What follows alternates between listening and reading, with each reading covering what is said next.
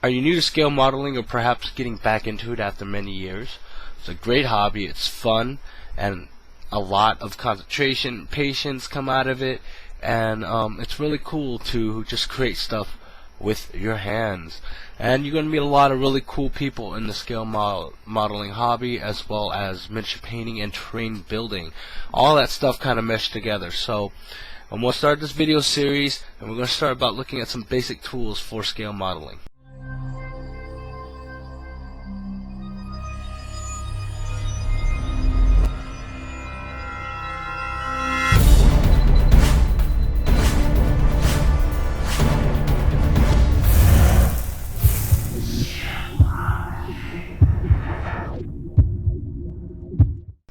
For me, when I came back into the hobby after 15 plus years, I noticed a lot of things change, and there's actually a few new things in the market that I never knew about. One of the things is that you don't really exactly need them right off the bat, but it helps. So I'm going to go ahead and show you some of the basic stuff that you can get at the hobby shop, really easy stuff to get, and also some of the stuff that you don't have to get to buy, that you could buy really cheap over at some household item store or supermarket, or even if you already have something in your house. So let's take a look. Okay, here's some basic cutting tools that you can get. You get this X-Acto knife, and these type of hobby X-Acto knives cost around $5 to $8, and they're really cool and they're really useful. What you can do is go to the hardware store and get those blades that are that thin, and a holder for it, and then what you do is, after it dulls up, you can just move it out, snap it off, you got a new blade. Those work really well too, so you don't have to spend all that money to get that. One of those blades over at a hardware shop costs about $3, right? Pair of scissors that you could get anywhere at any type of market, supermarket, whatever. This came from a sewing kit, and this works out really well. This little small scissors like this, and then you could get sprue snippers like this to snip off stuff off of your sprues, and you can also use them for other various things. But mostly the basics you ever need is a X-Acto knife or a razor knife over at one of those building supply places, and a pair of scissors, small size scissors like this, and maybe another size larger pair of scissors. This is a pin vise. Okay, what you do is put a little drill bit on the end and then just drill holes. That's what it's for, drilling holes. Do you need it? Not as common in some models, but yeah, it will help. Okay, what you see here are pretty much like tweezer stuff, the whole parts and bend parts, certain parts, if you ever do photo etch. But basically, you could go and buy something like this. This is a self-closing pair of tweezers, and these are actually pretty good to hold stuff in.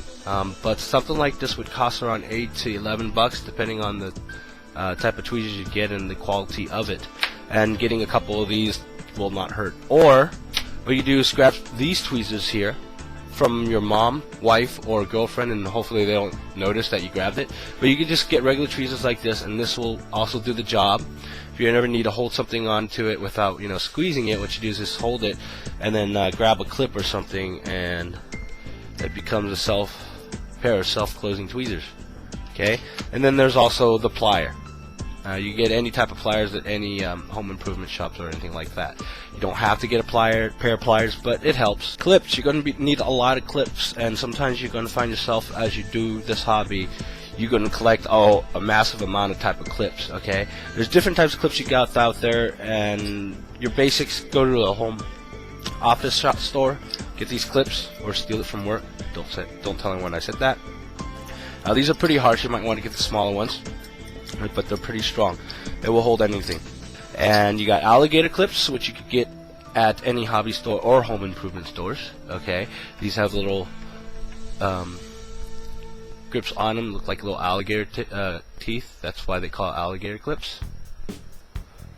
Okay, and you get a bunch of these. You get these types of clips over at anywhere, but I got these over at a hobby store, so you should be able to get these at any hardware store as well. And you got these little type clips here which hold stuff together, and these are really helpful in holding stuff while you're waiting for them to dry when you're gluing things. And you can get a pair of these here, and there's a bigger size of them.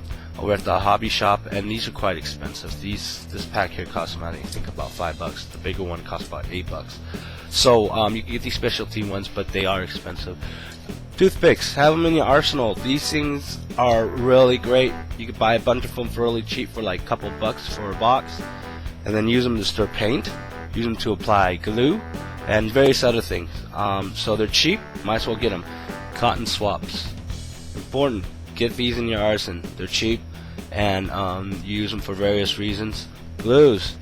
One important type of glue here that I'm going to talk that you have to get, and everything else is really optional. I suggest that you get basically the Tamiya thin cement glue. This is like the Bible of glues for scale modeling, because just watch some of my videos and see how it's used, and it's like totally excellent. You could get regular white Elmer's type of glue, and this stuff dries pretty clear, and you can use this for canopies and other things, or temporarily to put parts together while you're painting it or something. You get crazy glue or CA glue. Alright, regular crazy glue here. I usually stick with Gorilla Glue. Okay, but you can also buy CA glue types over at your hobby shops. You got the specialist glue here, the acrylic hobby glue. This stuff really holds, and I actually do recommend something that's actually made for the actual hobby. This thing goes around for maybe about $5 to $7, right, depending on where you buy it. It is very imperative that you do get sanding stuff to sand your models, because you're going to be sanding a lot. So you have a lot of options here. The most common is sandpaper. Okay, now do not go and buy hobby sandpaper. Okay, you get a few sheets in a box. It's going to cost you like $5 to $6. That's BS. Okay, go to Home Depot or any home improvement store and get huge sheets of sandpaper and just cut them up like I did here. Okay, and you can get various types, and it will last you for a very long time. Alright, this is 2000 grit right here. So get something that starts around 2000 all the way down to maybe 220. I got 220 here.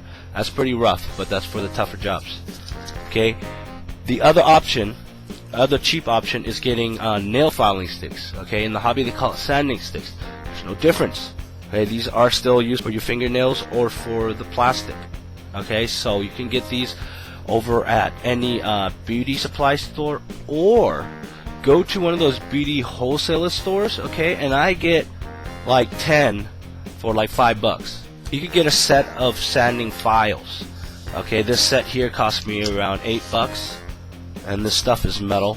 It's gonna last forever. Okay, they have different types of shapes and sizes, so you could do any job you want. The only thing is this stuff on plastic will cut through plastic really quick, so you have to be very careful when using these. Putty, is it required?